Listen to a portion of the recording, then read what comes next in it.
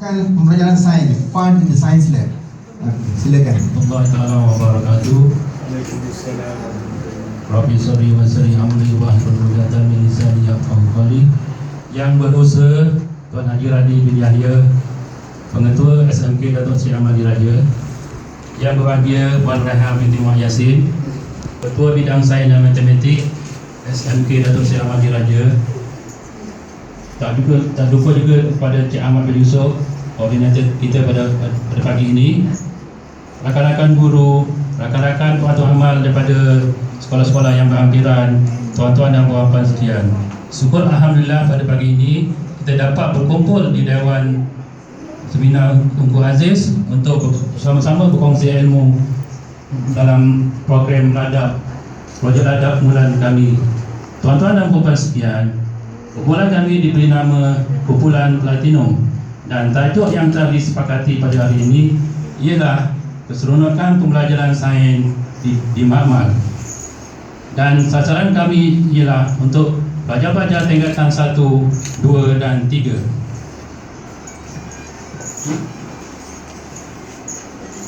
Sepintas lalu untuk penerangan kumpulan kami.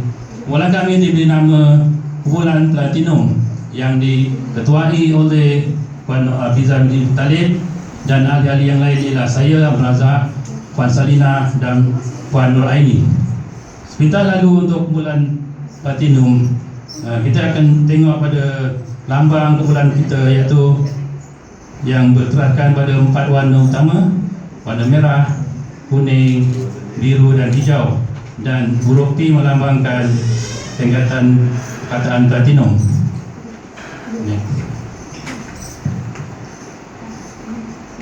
Tuan-tuan dan puan-puan sekalian, tujuan dan utama projek kami ialah antara lain menghasilkan makmal yang kondusif, seronok, student centric, menepati kehendak semasa dan mencerikan makmal ke abad ke-21.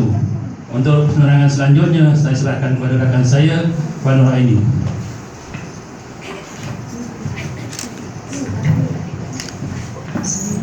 Terima kasih diucapkan pada Cik Razak. Para hadirin sekalian, untuk membangunkan projek ini, kami menggunakan tools design thinking. Dalam design thinking, proses pertama dan kedua adalah empathy dan define. Setelah kami melakukan proses brainstorming, brainwriting, maka kami telah dapat mengesan 6 masalah utama tersebut. Tuan-tuan dan puan-puan, masalah pertama adalah makmal tidak kondusif. Ini melibatkan infrastruktur makmal seperti perabot-perabot lama yang rosak dan reput, manakala perabot baru yang dibekalkan tidak menepati standard pembelajaran, pilih dan pendawaian yang tidak sempurna dan bermasalah.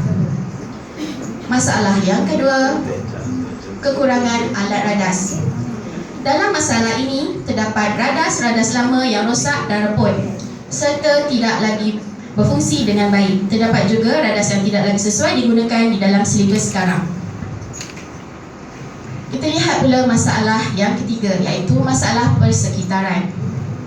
Tuan-tuan dan puan-puan, di dalam isu persekitaran ini, masalah makmal mengalami kebanjiran sering terjadi, terutamanya di makmal-makmal lama. Hal ini terjadi di waktu hujan lebat. Masalah yang keempat, kurang aktiviti di makmal sains. Ini melibatkan pelajar. Kekalan masa pelajar menjalankan aktiviti sains di makmal disebabkan aktiviti-aktiviti lain seperti koko dan sukan. Ini mengakibatkan kurangnya penguasaan serta kecekapan penggunaan alat radas di kalangan pelajar. Yang berikutnya, masalah yang kelima, staf makmal kurang pendedahan tentang maklumat sains dari KPM dan latihan profesional. Tuan-tuan dan puan-puan yang dihormati, kebanyakan pembantu makmal terlepas peluang dan terlepas pandang oleh pihak pengurusan berhubung dengan maklumat-maklumat seperti sistem K-byte, frog, high order thinking serta abad 21.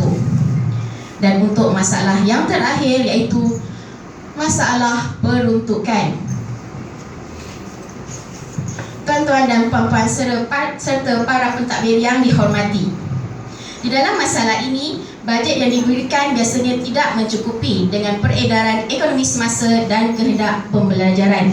Ini di mana ia melibatkan pembelian stok radas dan bahan. Untuk pembentangan yang selanjutnya, saya serahkan kepada rakan kumpulan saya, Puan Salina. Terima kasih Puan Nur Aini. Sebentar tadi Puan Nur Aini telah membincangkan tentang punca masalah yang dikesan. Maka langkah seterusnya dalam design thinking adalah penjanaan idea. Kumpulan kami telah mengambil kira 3 kumpulan idea yang boleh dibangunkan. Yang pertama berhubung dengan makmal. Di sini kita fokuskan kepada keceriaan makmal, iaitu dengan penggunaan cat makmal yang berwarna terang dan juga lukisan mural yang memotifkan sains. Yang kedua, ABM yang menarik. Terdapat alat bantuan mengajar yang memberi kesan pada PNP pelajar. Antaranya seperti model pernafasan manusia yang dihasilkan sendiri oleh pelajar sekolah datuk dengan menggunakan barang terbuang. Idea yang ketiga adalah Taman Herbal Science menggunakan barang kita semula. Ini adalah contoh Taman Herbal Science yang menggunakan barang kita semula. Manakala ini pula adalah sudut kompos yang digunakan untuk menghasilkan baja kompos. Mini Gallery Science. Mini Gallery Science adalah himpunan alatan radas yang tidak diguna pakai atau yang tiada dalam sukatan pelajaran. Kita pergi seterusnya kepada kumpulan idea yang kedua adalah pembelajaran. Dengan penggunaan traffic light dan parking lot serta sudut ilmu, ianya menepati ciri-ciri komponen pembelajaran abad ke-21. Manakala penggunaan ICT seperti komputer, LCD projector, smart TV dan AstroTutor, ia juga berperanan dalam merealisasikan pembelajaran sains abad ke-21. Selamat datang ke Mama Point. Kumpulan idea yang terakhir adalah murid dan guru. Idea yang pertama adalah pameran sains. Di sini hasil kreativiti murid dipamerkan. Ini gambar sewaktu makmal kami terlibat dengan pameran sains pada bulan April 2017. Dan idea yang terakhir adalah lawatan. Ini antara lokasi yang dicadangkan seperti Petrosains Kuala Lumpur, Jabatan Kimia Melaka, Singapore Science Center, yang mana rakan-rakan kami di Sekolah Datuk pernah membuat lawatan ke sini untuk mendapatkan idea. Ini adalah koleksi gambar lawatan pembantu makmal SMK Datuk Seri Ahmad Diraja.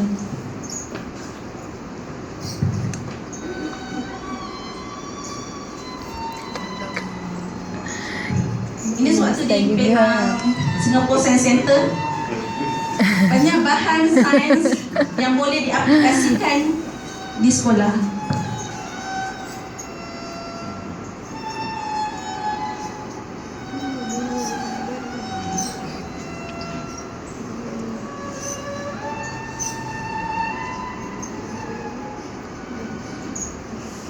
Ini sewaktu di Jabatan Kimia Melaka. Itu betul sains. Betul, saya minta maaf.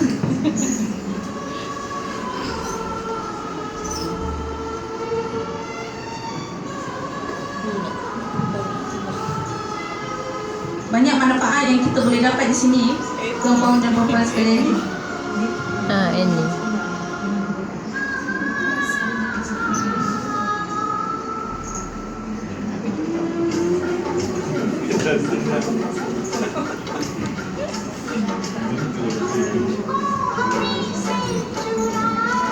Pandai dia nak makan tinggi Dia umpan Hindustan. Gaya Hindustan ni bahaya.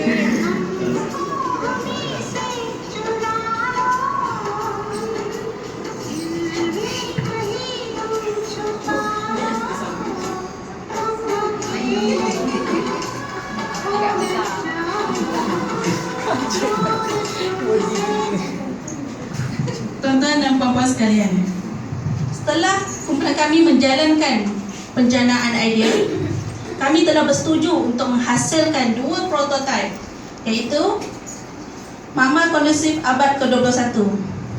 Ini antara contoh-contoh idea yang boleh dibangunkan seperti traffic light, parking lot, media gallery dan studio ilmu. Ini perlu ada dalam makmal sains abad ke-21. Manakala bilik pengurusan pula, ia berperanan penting dalam kerja-kerja pentadbiran dan pengurusan sains. Prototip yang kedua, iaitu student centric. Ianya fokus kepada aktiviti-aktiviti pelajar. Di sini kami menggalakkan supaya pelajar berkarya di dalam makmal untuk menghasilkan inovasi dan kreativiti sains. Selain daripada itu, kami juga menggalakkan pelajar untuk menumbuhkan kelab inovasi sains mengikut tingkatan masing-masing, yang mana kelab ini bebas untuk menggunakan makmal sains di bawah seliaan guru sains. Sekian sahaja penerangan saya tentang prototip. Saya serahkan kepada ketua kumpulan kami, iaitu Puan Nur Hafizah, untuk penerangan analisis SWOT. Terima kasih. Terima kasih kepada Puan Salina di atas pembintangan tadi. Seterusnya, yang digunakan untuk menguji kekuatan dan kelemahan prototip kumpulan kami ialah analisis SWOT. Analisis SWOT yang pertama ialah strength, iaitu kekuatan. Di sini kami mempunyai makmal yang mengikut standard KPM. Analisis SWOT yang kedua ialah weakness, iaitu kelemahan. Para hadirin sekalian, kita sedia maklum peruntukan yang diberikan amat tidak mencukupi. Kelemahan ini menyebabkan kita tidak dapat menyediakan peralatan yang mencukupi dan membeli peralatan yang semakin hari semakin canggih mengikut peredaran zaman. Analisis SWOT yang ketiga pula ialah opportunity, iaitu peluang. Jika projek kumpulan kami ini dapat dilaksanakan, maka kami dapat membantu pihak sekolah menyediakan suasana pembelajaran yang ceria bagi melahirkan pelajar yang kreatif, inovatif dan saintifik. Manakala analisis SWOT yang keempat ialah threat, iaitu ancaman. Ancaman yang dikesan dalam projek kumpulan kami ini terdapat ada dua, iaitu perubahan dasar KPM dan perubahan teknologi maklumat yang semakin hari semakin canggih. Oleh itu,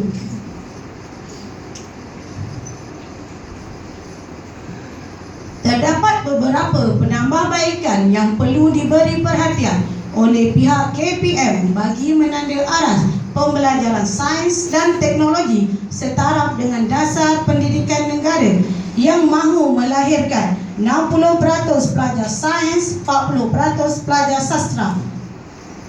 Meskipun ia menelan kos yang agak tinggi, namun pembinaan makmal sains yang berorientasikan masa hadapan ini dijangka dapat memberi pulangan yang menguntungkan dalam jangka masa yang panjang.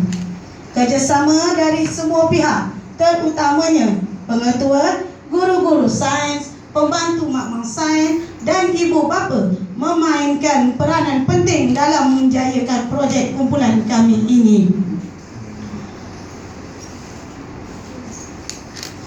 Burung serindik terbang tinggi, hinggap sebentar di pohon jati. Selesai sudah pembentangan kumpulan kami. Lain tahun berjumpa lagi. Roti canai satu, capati roti canai, cica dengan roti susu. Mari sorak ramai-ramai, platinum di hatiku. Sekian, terima kasih.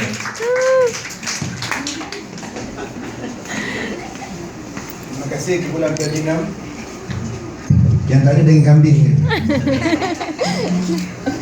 Tuan-tuan, sekalian, kita bagi